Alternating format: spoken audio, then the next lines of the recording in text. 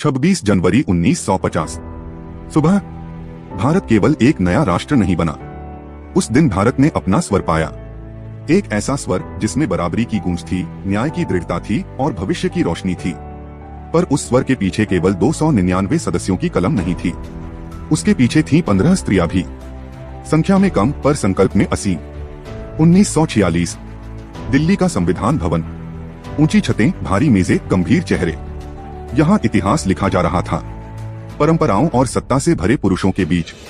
और उन्हीं पंक्तियों में सफेद साड़ियों में लिपटी कुछ स्त्रियां बैठी थीं, जिन्हें कई लोग सांकेतिक उपस्थिति समझते थे, पर वे प्रतीक नहीं थीं, वे परिवर्तन की आग थीं।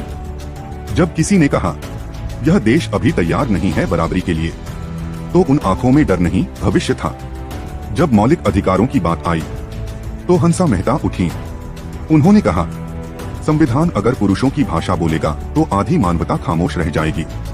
उनकी आवाज ने शब्द बदले, ऑल मेन से ऑल ह्यूमन बीइंग्स, और शब्द बदले तो सोच बदली। दाक्षायणी वेलायुधन, एक दलित स्त्री जिनके लिए अपमान कोई सैद्धांतिक विषय नहीं था बल्कि जीवन की सच्चाई थी।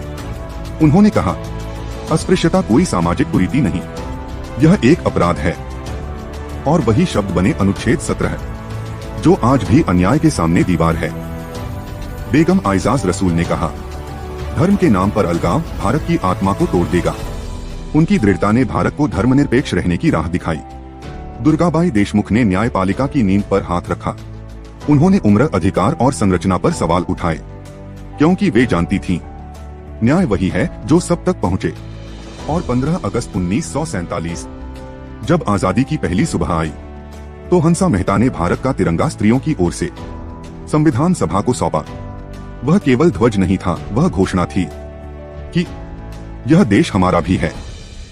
उनकी बातों को कई बार भावनात्मक कहकर टाल दिया गया, कई बार हंसी उड़ाई गई, कई बार चुप कराने की कोशिश हुई, पर उन्होंने कभी विशेषाधिकार नहीं मांगा।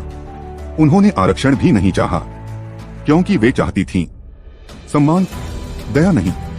वे जानती थीं सच्ची समानता संविधान में लिखी जाती है, पर जीती जाती है साहस से।